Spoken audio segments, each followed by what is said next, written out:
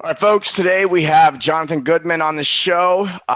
And really, the reason I brought him on is because my former business partner, Doug Larson, said I should have Jonathan on the show.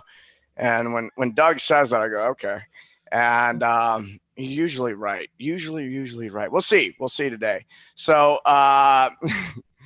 we have Jonathan Goodman on, and you've been teaching people how to do online coaching for quite a while.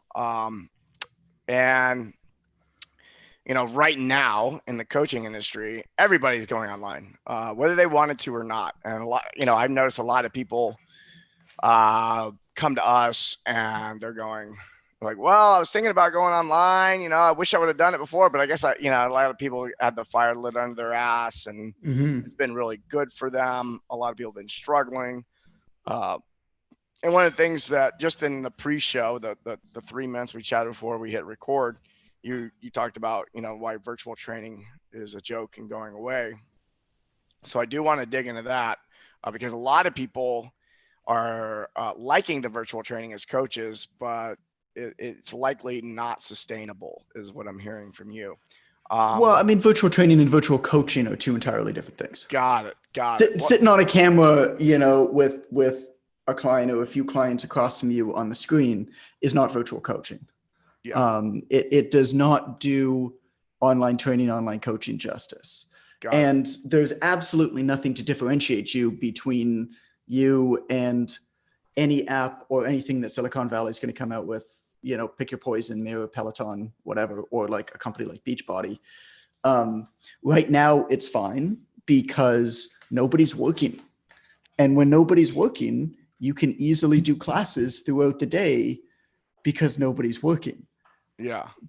But once people start going back to work, trying to organize in-home classes where everybody has to show up at the same time, it's like, that ain't going to work. And the other part of it is just that it's not really much fun for most people. I mean, it's just everything you get out of an in-person interaction is gone. Yeah. Well, there's a lot of, I think a lot of people like it, or I've watched some people stop liking it.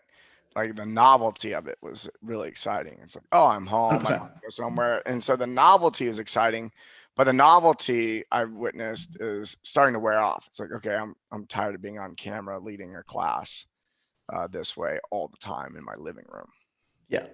Yeah. I mean, look, what you can do by leveraging technology nowadays, I can tell you how we're doing it.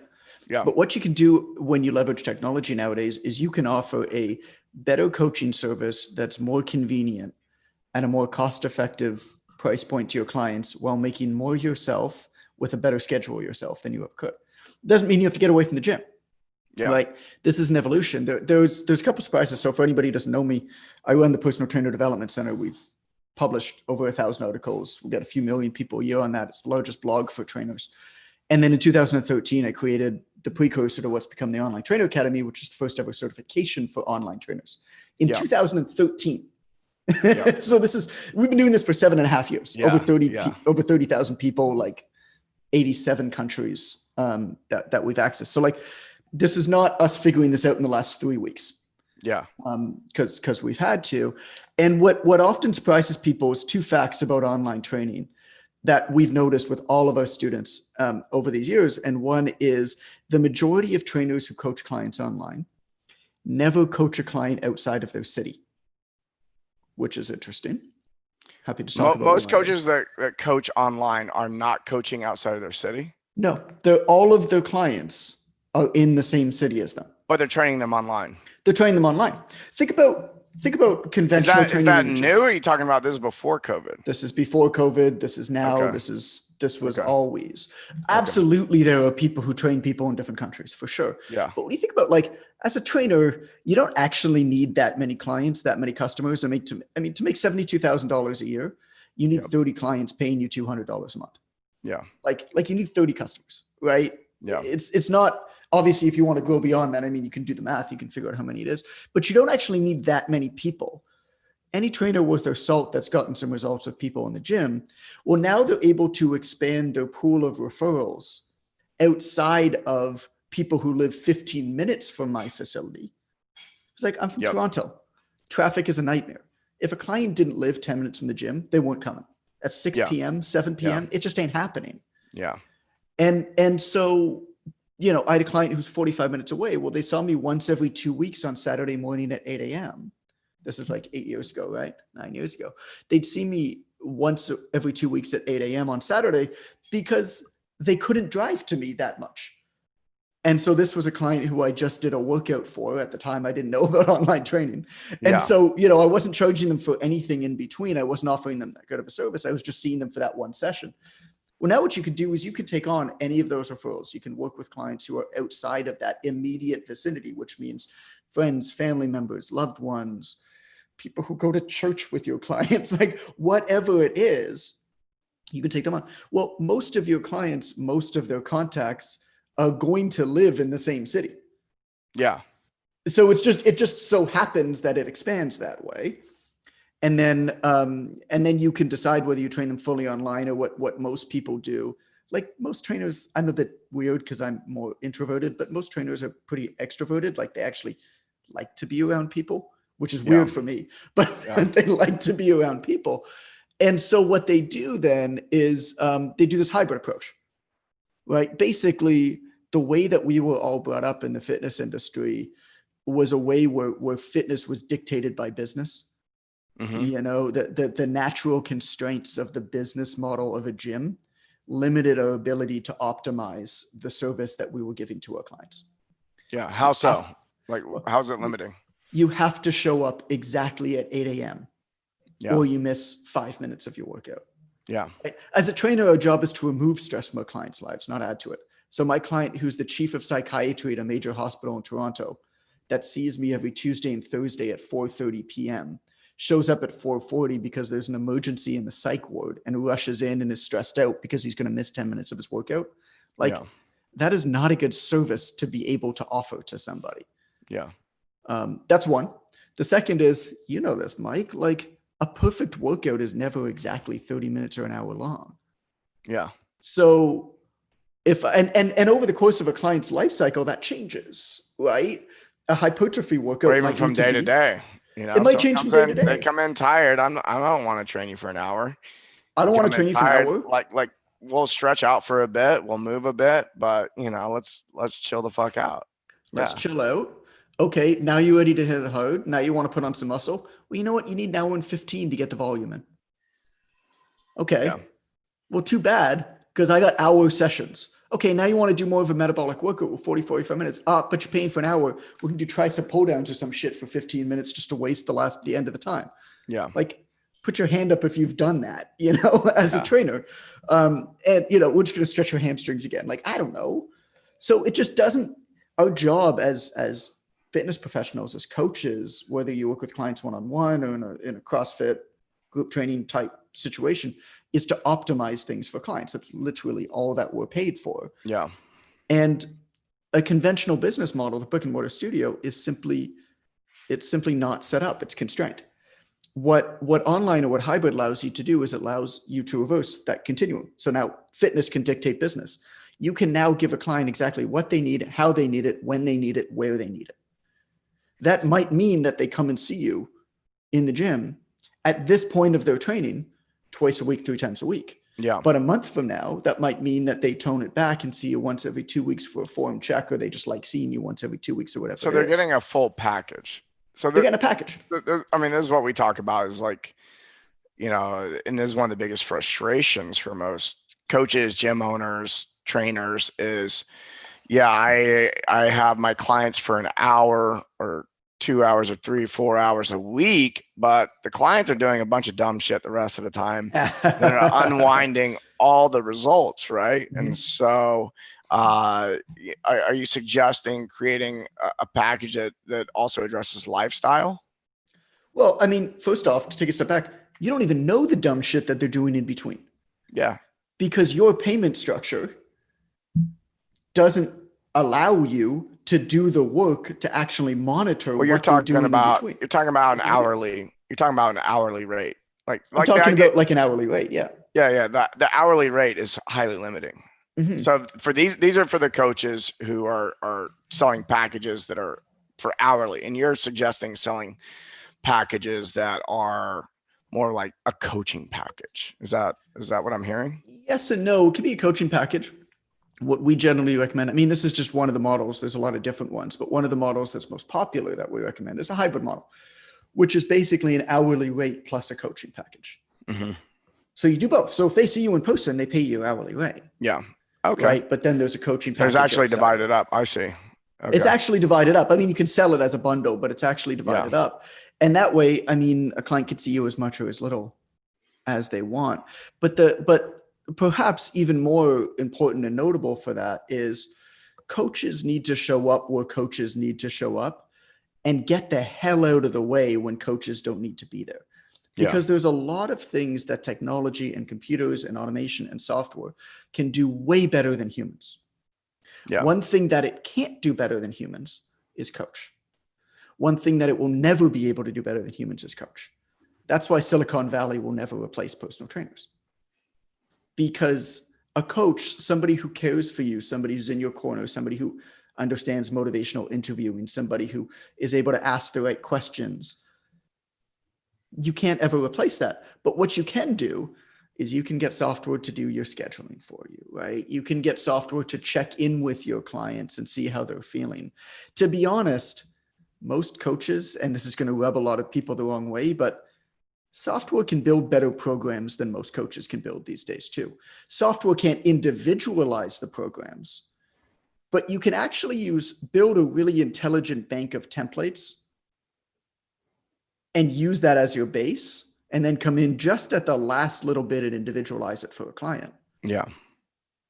That's actually probably better than what most coaches are doing when they're building Probably. every Yeah. new program from scratch. Yeah. So this is what I mean about, like, yeah, there's two packages, but it goes deeper than that because it comes down to saying, okay, what is technology better at than humans and what is it not?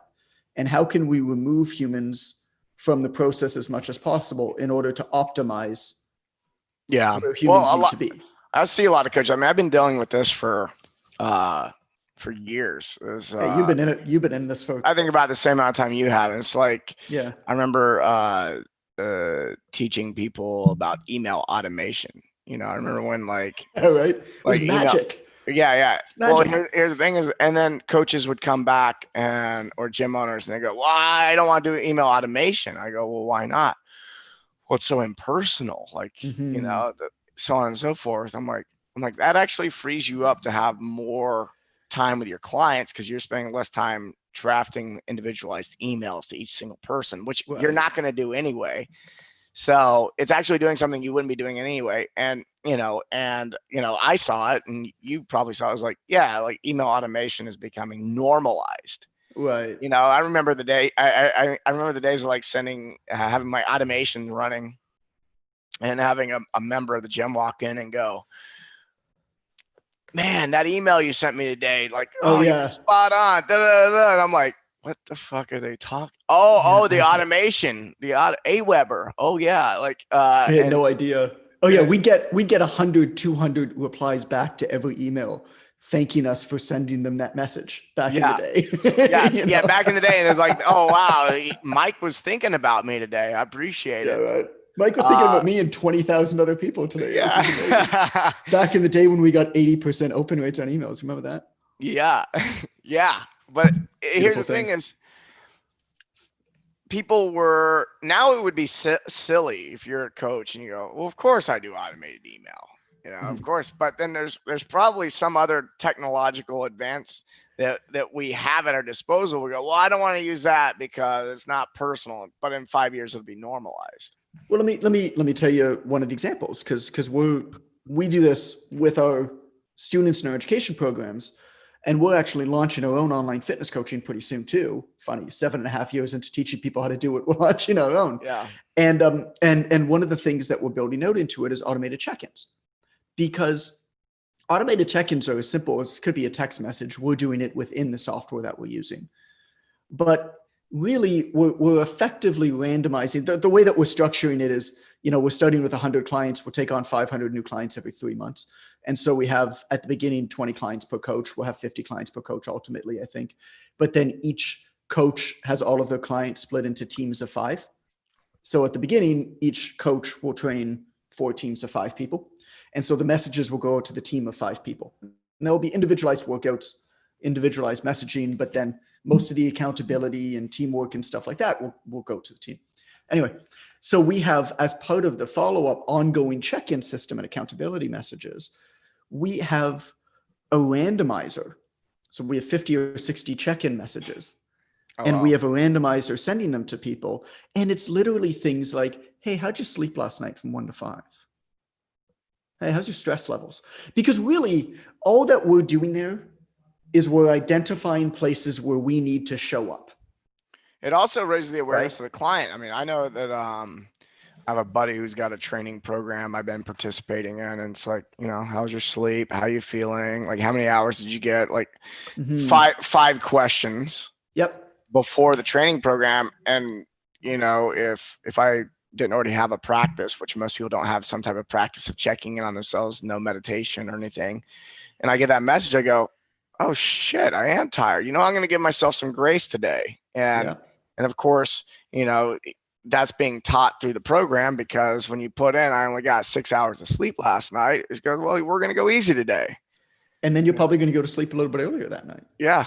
Yeah. I think that's actually, I didn't even think about that, but I think that's a great note. I think about this always from the coach's perspective, right? And like, if somebody's not sleeping well, or if you do, like, we've got like a traffic light check-in system. Are you a green, yellow, or red? And then a couple questions.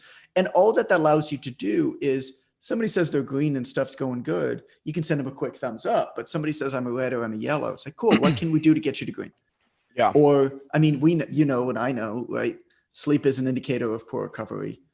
Usually sleep is an indicator of like a bunch of stuff going badly. If it's not going well, somebody's stressed, somebody's not eating well. Like, that's where a coach shows up and they're just like, Mike, let's talk.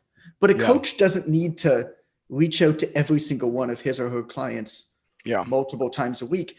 The initial messages that help you identify whether you need to show up as a coach would can be automated. Yeah. And that to me is one of the really, really cool things that technology allows you to do, where, like, we have one of the best trainers in the world building a bank of templates of programs for clients who fit into very specific categories. Yep. And we're not taking clients that don't fit into these categories. And then we built an intelligent enough intake that matches with the programs. Yeah. I mean, this is where everything's going is you niche down far enough and you create a program that 99% of the time is going to get this type of person, this type of result. And that's going to duplicate in the world to where everyone has, there will be an answer for everybody. Yep. Like, oh, this is me. This is where I'm starting. This is where I want to go. It's like, well, this is the perfect program for you. Exactly. So we're actually building our intake with that. And the development company that we're working with, we have a week lag between where we cut off registrations for every 3-month cohort to when we give people the programs. Basically, we actually have a 10-day lag and people have 3 days to fill in their intakes. Somebody fills in their intake. Okay, cool. They told us that they have this goal. They're advanced based off of whatever we said. They have this equipment availability, and they can train 4 days a week. Okay, they get program 17. Right. That program is then preloaded by our development team into this person's account. The coach then goes into the account, takes a look at the intake, and fine tunes it specifically to them. And then the client logs in and basically checks it out and says, okay, cool. Like, this is good for me. Or, hey, let's talk about this a little bit more. But you see how that just, like, immediately now you can offer incredible programs to clients. You could take almost none of the coach's time and you can do it to the client for less money than they would pay for anywhere close to that. I mean, the trainer that we're working with that's building the programs will charge $300 an hour to see him in person. Yeah. Like, you would have trained with him for 3 months. It cost you what, $10,000, $12,000? Yeah. More. So we're close to that. So you can do these things intelligently in a really, really neat way. So where should coaches be putting their attention? It's like, okay, um, I mean, this is the way I see it: is we have uh, four different categories of labor. So this is my old coach. He wrote a book called The Last Safe Investment, and it takes like 20, I think 21 or 22 different skills you could develop as a human being that create value in the world. So the idea is the last safe investment or the most safe investment is to invest in yourself, right? In the skills that other people value. And if you go through this list, most people lack the majority of the skills listed in this book. Right. What's an example or two that you think that So people are like, lacking? well, it depends on the category. So he splits up into four different categories. You have physical labor. So it's from lowest to highest. So physical labor is, the only people who get paid a shitload of money doing physical labor are professional athletes, right? But everyone else that they're on the low end, there's always outliers, right? And then there's the technician. There's technical ability. These are accountants. These are programmers to a degree. These are people who they have technical skills that are whatever. And then you have creative skills. These are graphic designers. This is problem solvers. This is musicians. There's this creative aspect. And then you have people at the highest level is interpersonal skill. And so this would be leadership, sales, so on and so forth. And so basically, after I read the book and I'm looking at the landscape, I'm going, okay, well, robots are going to do all the physical stuff, right? Like the gardening, the building of homes, like that's becoming more automated. And in fact, there's some people that think that there's a lot of purposeful diminishment of technology because we can't put people out of work too fast, like self-driving cars and buses. Like we can't have self-driving cars yet because that would put 40,000 truck drivers out of business overnight, right? And so like there's this, jobs are important. That's a narrative that's running in our culture. And that actually, when I say that, people get triggered. Jobs are important because, and then all these reasons, purpose and all that. But like you can't have purpose without a job.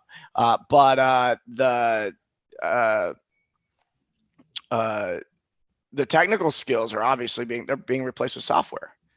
It's like bookkeeping went from pen and paper to QuickBooks, and it's done a lot better. And pretty soon, like it'll just be automated. So it is to a large extent. I mean, yeah, we have a bookkeeper and financial controller and accountant and everything like that. But the reason why our financial expenses are not as high as they are is we've created algorithms. And when we actually price our products, I mean, there's no way that you would know this or like anybody else would notice this, but we never have two products that cost the same amount. Yep. Because part of the algorithm is if person pays $47, categorizes this, which means book it as this, put it on, in the chart of accounts, everything, of course, is number. And so that's automated. Like our bookkeeper probably, I mean, we'll do 50, 75,000 sales every year. And our bookkeeper will need to do like 20 or 30 a month manually. Yeah. It's just, exactly. It's basically already there. So it's like anyone who's in a physical labor or technical skill, they need to upgrade quick. They need to get into learning a creative or interpersonal skills. And even a lot of things that are considered creative skills are actually technical skills, and they're going away. Like you were talking about the program design, having the templates and all that. And, there's always an art involved in that, but it's going to be largely automated. And so the way I see it is the way technology is moving is labor, like physical labor, technical labor, and then even a lot of creative labor is going to be done away with. And really all that's going to be left, unless, there's a true apocalypse there, unless, the Terminator shows up, then what we have is mostly people with interpersonal skills. And so, I mean, what do you think? What do you think about that idea? And inside of that idea, where should coaches be and trainers be focusing their energy on development? I took a lot of notes as you were talking about that. So that's cool because that gives me a lot to think about. That's why I love doing these things. I love talking to smart people because there's so much to unpack there, right? Like the 4 categories of skills: the physical, the technical ability, the creative, the interpersonal. Super interesting. One quote that jumped up that I immediately thought about is like an old school Earl Nightingale quote. You know, one of the earliest leadership coaches, self-development coaches. I think he's born, what does it say here? Like 1921, I think it is. Yeah, 1921 he's born. So just to prove that nothing is new and history repeats itself. Okay. Mm-hmm. Earl Nightingale said, the money we receive will always be in a direct ratio to the demand for what we do, our ability to do it, and the difficulty in replacing us. That's basically what you said. Yeah. Right? Nothing is new. How difficult is it to replace you? Well, if it's easy to replace you, the money you receive is actually going to be very small.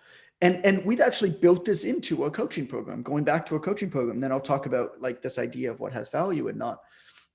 So we're starting with 5 coaches and with the plan to scale it up to 20, 30, 40 within the first 3 or 4 months. And we're actually paying the coaches very little, very, very little for the first 3 months that they work with a client. Yeah. For one simple reason, they're expendable. We are providing the programs. We're providing all of the messages we're sending to the people. We're providing all of the marketing, all of the client acquisition. They're coming in and taking care of the clients really well and then renewing the client. The minute that a client renews, they're paid doubles. Yep. Because at that point now, they've provided a really valuable service.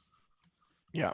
And so if you think about like where and how to make money in the industry, like what can you do in order to not be expendable? Yeah. You know, why do doormen still exist in New York City? Why are there more doormen now than there was 5 years ago? That is the easiest task to replace ever. Open a door, close a door. It is not hard to automate that. There are buttons, there are sensors, and yet there's more doormen now than there was 5 years ago in New York City. Well, think about all the other services that a doorman does, right? And so the doorman, of course, gives you instructions on where to go, but it's more than that. It's the allure of living in a building with a doorman, right? Building managers, development companies know that they can charge more for their apartments because of the prestige of having a doorman in that building. Oh yeah, my friend and I were looking at a condo a few weeks ago, and it was just, oh yeah, you have a 24/7 concierge. It's like Right. Awesome, Amazing. Like it's like having a doorman. Yep. With It's a different name. convenience. Sounds fancier.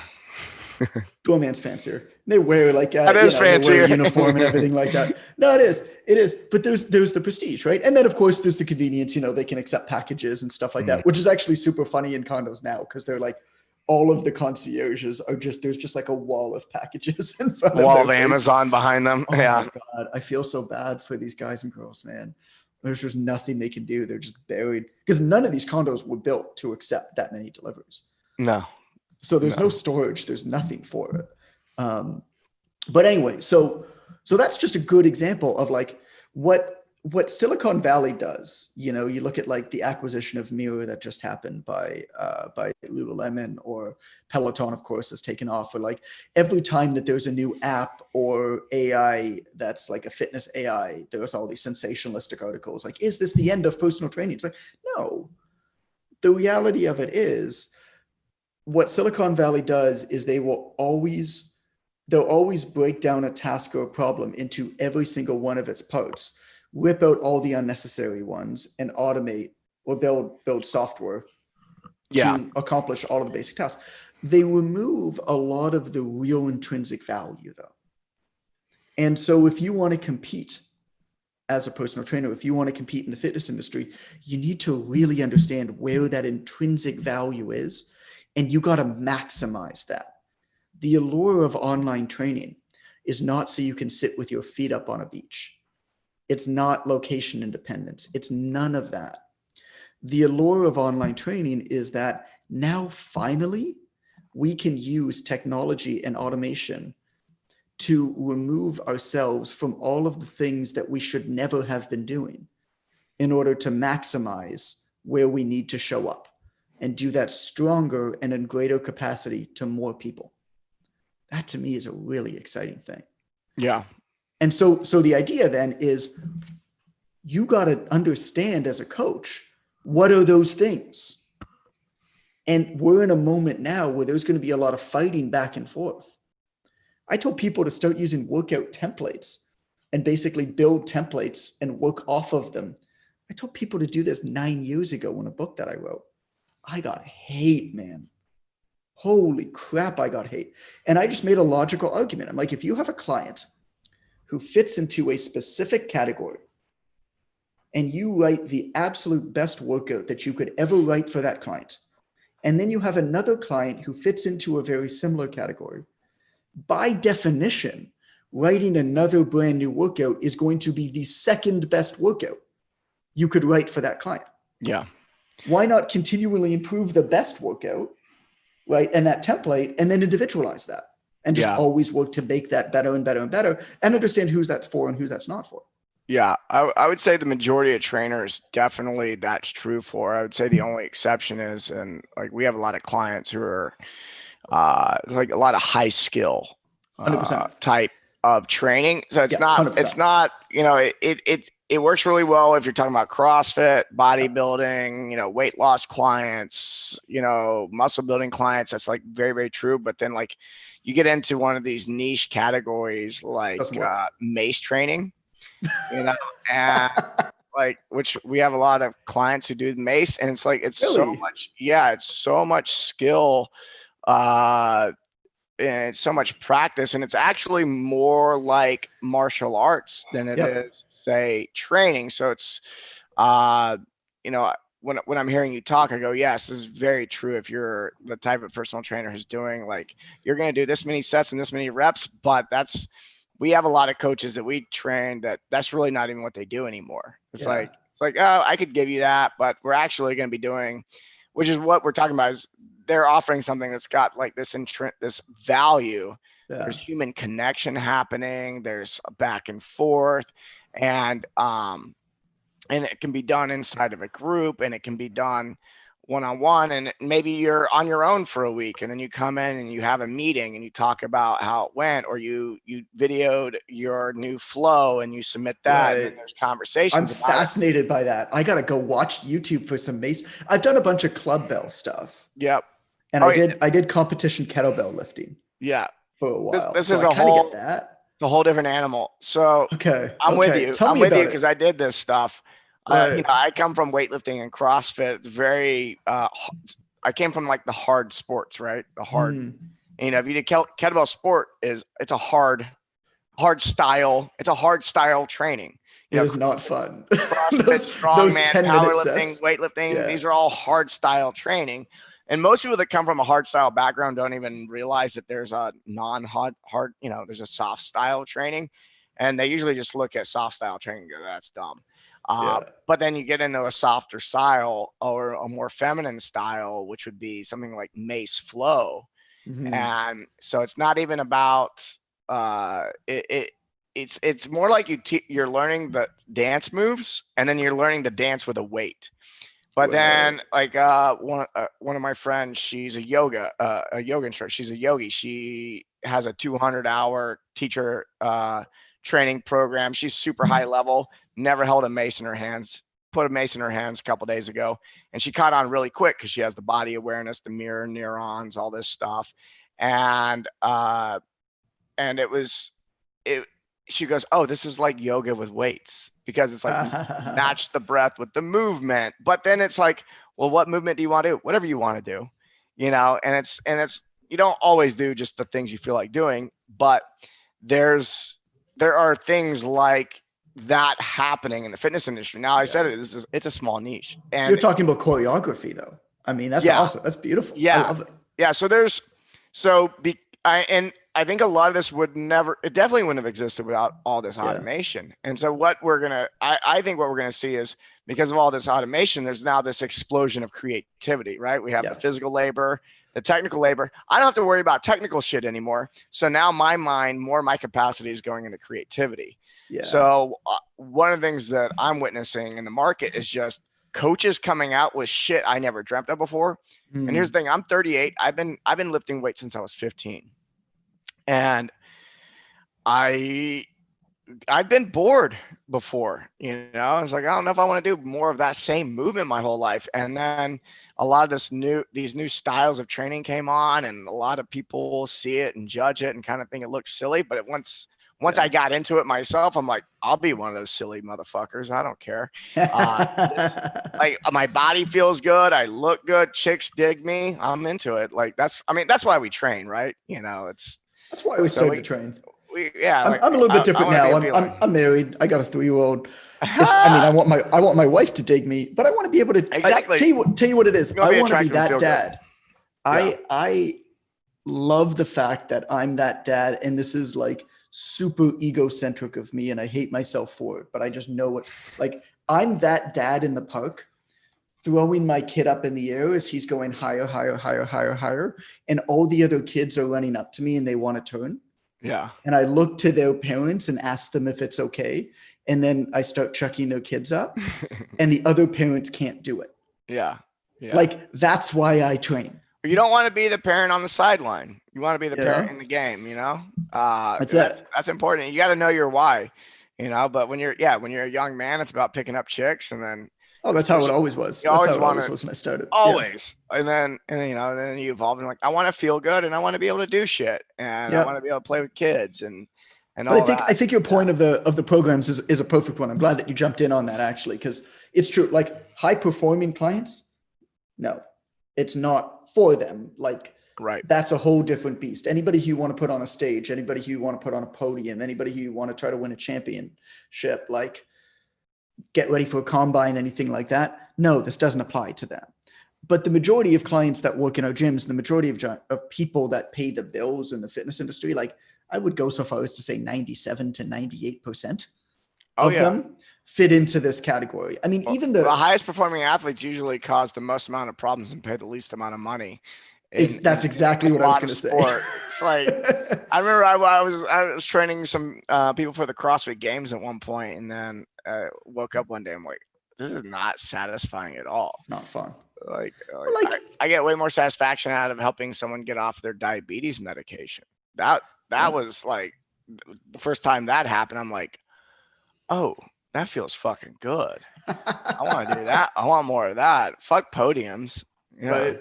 But Yeah. that's the sexiness thing. I mean, even celebrities too. Like, a lot of trainers go through that when you get into the industry. We want to do these things, but like, they don't. They also don't pay your bills. I mean, truthfully, so I trained Canada's top jazz singer for 4 years or something like that. And it's like, yeah, great. She was a great client. She was amazing. Like, I loved her. And she worked with me 10:30 a.m. Monday, Wednesday, Friday. And then she'd go and tour Japan for 3 months. And now I don't have a client Monday, Wednesday, Friday. She didn't pay anything anymore. But when she came back, I had to have her spot again. Yep. Yep. I get a kid ready for the NHL draft or the NHL combine because I'm Canadian, of course, so it's hockey. Yeah. And great, he crushes it. He's a second line center for the Toronto Maple Leafs right now, making $8 million a year. Amazing. I trained him for 3 months to get him ready for the combine, and then he was gone off to play college. Yeah. Then I had to fill that spot. I mean, it's just anybody who has a facility that like trains high performing athletes will tell you that the majority of their money still comes from general population. And I think it actually brings up a really interesting point, because this is I find a lot of really like super passionate people in the fitness industry that maybe don't do as well as they should be doing, and they're frustrated by it. A lot of it is because they fall into this fallacy where they feel like they need to make the majority of their money from the people that they want to help the most. Mm-hmm. And to kind of explain or give you a metaphor of like why it's a fallacy. If you consider this, like, if you're really passionate about dental hygiene in third world countries, just completely like off the wall example to illustrate this, and you really want to donate a lot of toothbrushes to third world countries, you don't need to start a toothbrush company. You need to start any company in the world that makes a metric fuck ton of money so that you can buy as many toothbrushes as possible that you then donate to third world countries, Yeah. right? It doesn't have to be connected. So if you really love doing mace flows, you don't need to make the majority of your money working with clients who are interested in mace flows. I mean, maybe you do, maybe you don't, but you don't necessarily have to. And that's just one example, but we see that we have a lot of trainers who really want to work with underprivileged aspects Yep. of our society, Yep. you know, low income earners, that type of thing, and they can't make ends meet. It's like, so take on a few affluent clients, get them to pay your Yep. bills, Yep. and then donate your time or create like low end services or cheaper services And those for high those end people. clients may want to help in some way. It's like, by the Completely. way, I half my time I spend doing this. Do you want to donate or Yeah. whatever? You could There's I always, just wrote a letter to our, we haven't sent it out yet, but I just wrote a letter to our community, which is kind of my story. And one of the lines that I wrote in it, I couldn't even believe that I wrote it. It was like, you know, when you write something, you're writing marketing copy and you write something, you're like, fuck, that's true for me. oh yeah. Man, that hit me hard. Most of what And I the say line is for me, I think. well, the line that I wrote was, I used to love going to the gym until I started working there. Yeah. And the minute that I wrote that, I was like, holy shit. And it's like, if you, and not to say that, I mean, I'm not the first person to say that, like, don't make money from your passion. I mean, and I don't know if I 100% believe that. I think that you can make money from your passion. I think that you can still be happy doing that. But um, if you're super passionate about, like, perhaps a smaller niche, like for your example, mace training or mace flows, which I still need to YouTube because I'm super interested by it. Check You out don't, Leo Savage. Leo, Leo. Yep. Uh, Leo Savage. got Yeah. it. Instagram, Oh, YouTube. You'll enjoy. I'll The enjoy guy's it. entertaining. It's just, I mean, that stuff when you see it, like I think I'm thinking of capoeira right now, like Yeah. just that like beautiful flowing movement where you try to attempt this, you're like, I can't do it, and these people are just like, it's like water, right? Exactly. Exactly. Uh, that's what I'm imagining in my head, And then and of throw a course the name 10-pound Savage mace is in there. badass. Yeah. Yeah. Well, like I said, I've used club bells a fair bit when I was living in Costa Rica a couple years back. We were training in like this like jungle workout thing in this dude's backyard, named Ricardo, and he trained in the TAC Fit system, so it was like the TAC Fit club bell stuff. Yeah. If you know about that, and yeah, I mean, watching him train was incredible. I mean, he'd have a 10, 15 pound club bell, and just the way this thing would move. I'd do it and it would be like, ow, I'd just be like cranking myself. I have bruises all Yeah. over my back and my shoulders and everything. But so I get it. But yeah, you don't need to make the majority of your money from that, Yeah. right? Like you Yeah. can love it and just like have it as this thing you do that you do with Yeah. your buddies. I've definitely watched people get into what they love, and then you're like, oh, I don't want to make money at that. And I go back and forth on that too, because I think that most people who don't love it don't make the money that they thought they were going to make at it. It's like, oh, Mm. I love it, or somehow they're perceiving work as a burden. A lot of times they think that work, their corporate gig feels like a burden, but if I do a different work, it won't feel like a burden. And then realizing that no, you're just your perspective of Right. of yourself in the world is that work is a burden. And that's something you probably learned from one of your parents, and you can drop that story, and it doesn't matter what you're doing. And but I mean, I'm a firm believer in, and this is where becoming a good businessman or businesswoman comes in handy, is you can make money in a passion. So like for me, like I do things the opposite of most business people. I think most people look at the monetary possibility first. I look at what is it that I want to do, and then how good I am at business is going to dictate how much money I'm going to make at it. And so like let's get creative about the model. Like I want to like Leo Savage. I worked with him, and he was doing workshops and he was doing all sorts of stuff. By Where's he the from? Where's he located? He's in Austin, Texas. Okay, So he that's a was in good New place to be for Mexico. something like that. Well, he's in New Yeah. Mexico when we started. He moved to Austin Okay. after. And now he has a level 1 and level 2 certification. So, and he has an entire staff, and he has, so and then he teaches a class like once a day because he loves it at a Right. local gym, and he's developing. He's got a lot of free time because he did a good job of building out a good business model, and now he's doing a lot of really creative stuff that's cutting edge, and he's Right. got this whole community around him.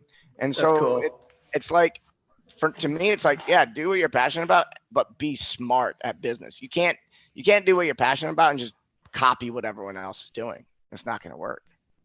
Yep. Yeah. I got nothing to add, man. I'm with you on that one. I'm with you on that one. Yeah. But I guess the only thing that I won't add to it. The only maybe that I'll add Yeah. to it is uh, sort of a parallel example, but something a little bit different. So Devin Brown, he's out in Western Canada, was a student of ours, owned a gym, still owns a gym, and it specialized in obstacle course racing, preparing people for obstacle course racing. Yeah. Well, that was cool, and his facility was doing really, really well until obstacle course racing ceased to be cool. Because I mean, it was great. There was a good business, but if you're in like a reasonably small town in Western Canada and you've got a physical facility, to your point with like a business model, it's like, well, it's not a very good business model when that thing ceases to be cool. But he still loved it. And so the funny thing is, like, he bought our certification and didn't use it. And then basically all of his business started to go away because, like I said, obstacle course racing like kind of ceased to be cool and it wasn't in vogue. So we opened back up the textbook and applied it, and like replaced all of his gym revenue. Almost, you look at the charts, they're really interesting, but replaced most of his gym revenue with online training revenue that was obstacle course racing, but it was just now we could reach a bigger market. Yep. And the coolest thing about this was that his gym now runs at basically a break even. It doesn't make any money, but it's just him and his buddies now Yeah. It's that fun. that is just fun. It's just Or pure fun for him. it takes the pressure off of the gym. Yes. We've had clients to do To that. have a good business model. They To take your them point. online. It's like, oh, hey, it's like, if you're going online, you want to keep the gym too, you better love the gym, Right. because everyone I know that goes online and has a gym too, like, I love them equally. No, you don't. Yeah. Because when that online money comes in and you start, and it's making more money than your gym, and it's got less overhead, and It's you're got like, an 80% profit margin. Yeah. yeah, and it's like taking up almost none of your time. In the gym, you got Right. people complaining, like, get me out of here. I got to get out of here. So I have to warn people that could happen. It's like the minute somebody complains about the towels not being clean enough, you're like, no, I'm done. Yeah, I'm out of here. I'm out of here. It happened to me. It was like, I remember the day that my online coaching business was making more than my gym. I'm like, what am I doing? What am I doing with It's my just life? a pure like mic drop, just walk away, right? Yeah. I could have left better. It could have been a better transition, but that's being a young man You'll tell me that story another day. doing dumb shit. Yeah, we gotta go. We gotta go because you have places to be. So yeah, where do people find out more about what you have going on? Yeah, thanks, man. This was a fun conversation. I'm glad we got to know each other a bit. I've been looking Yeah, forward to a same. lot of yours. If anybody likes podcasts, we've got the Online Trainer Show. It's fun, it's irreverent, it's lighthearted, but also lots of education. Online Trainer Show, wherever you listen to podcasts, onlinetrainer.com/podcast. If you want to become a certified online trainer, learn from the people who've been doing it the longest with the most amount of people, onlinetrainer.com/academy, and it's called the Online Trainer Academy. You can Google, find like hundreds of reviews. But yeah, man, this is fun. Thank you. Awesome. Thanks for coming on and sharing your wisdom. Got it. Appreciate it. See ya.